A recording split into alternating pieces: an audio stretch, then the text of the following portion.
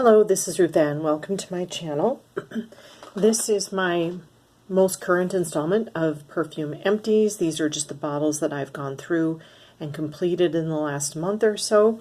So I'm just going to get started. I have 5 here to cover. First of all, I have Sarah Jessica Parker's Lovely. This is a full 100 ml bottle. This perfume is great because it's very inexpensive.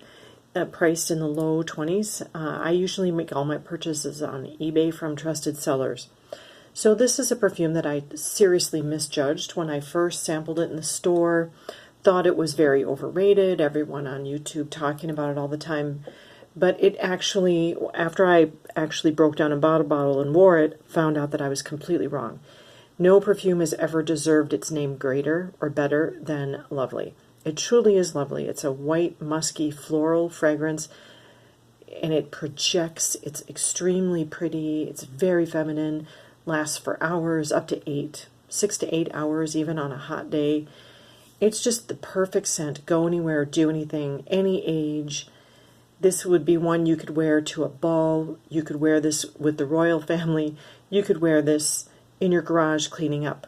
I mean, it really is just absolutely that lovely and inexpensive, and there's just, I can't imagine anyone disliking it. It's very, very nice. Next up, I have Perfumers Workshop Tea Rose.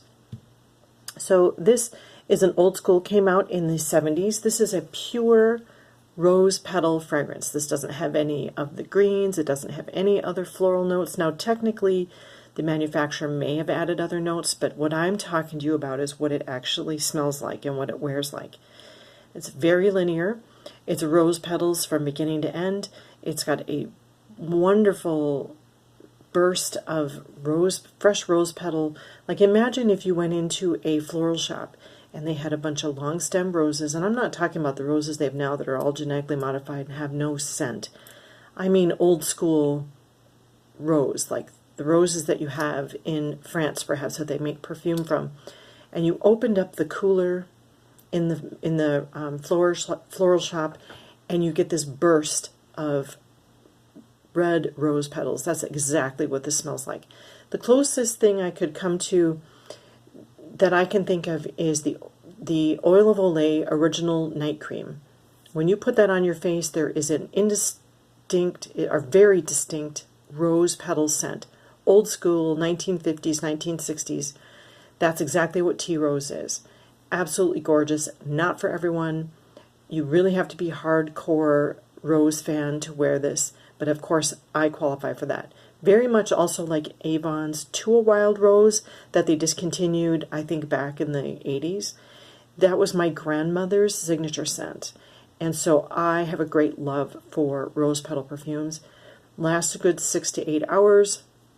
Very inexpensive. This 30 ml bottle was about $8, and I did just buy a full size to replace this. So never want to be without it. Highly recommend it, but you have really got to like rose. Next up, I have another celebrity scent, Katy Perry's Indi Visible. This is a flanker to her Indi fragrance, which is really just a bunch of musk scents. This is a kind of a boozy, I believe mimosa is one of the notes in here. It's just a slightly sweet, floral, indistinct, very transparent, light fragrance that performs a lot like a body spray. It's pretty.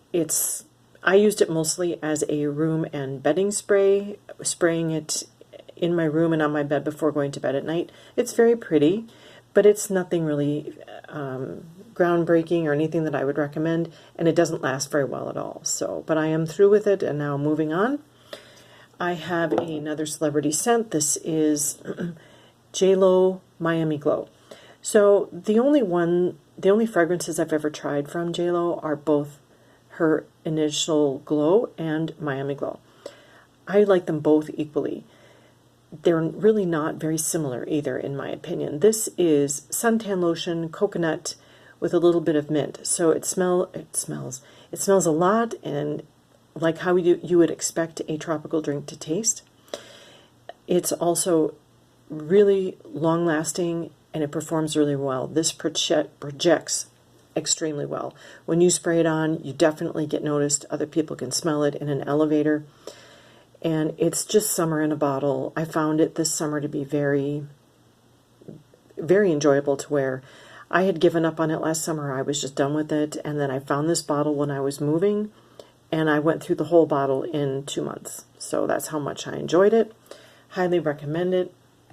My last one today is Halloween Blue Drop. Blue Drop. This is a bit, I bought this a couple of years ago. I covered it recently in my vacation perfumes. So if you saw that, I apologize for the repetition. But this is I bought this a couple of years ago as a recommended dupe for Dolce & Gabbana's Light Blue.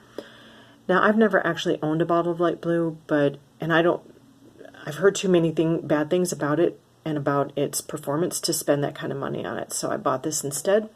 Took it on a vacation. It is a beautiful, fresh aquatic. And what I love the most about it is that it really performs. Sprayed it on before bed, could still smell it going strong in the morning. It is, my husband would smell it on me and he says, "Oh, you smell like soap." I don't interpret it as soap. I interpret it more as aquatic, but he really felt that it was soapy, kind of like Dove. So I would encourage you to try it and then decide for yourself. I just liked it so much that I bought 2 full-size bottles. This is just a 30 ml. I bought 2 100 ml bottles. They were each about $20 to $21. That very inexpensive for this kind of performance. If you like aquatics, this is not a complex scent. It is just a fresh aquatic, period. No saltiness, no suntan lotion, no sunscreen, nothing like that. Just aquatic, but it's so lovely. It's just so pretty, so smooth, so wearable, so likable that I highly recommend it. But you've got to like aquatics.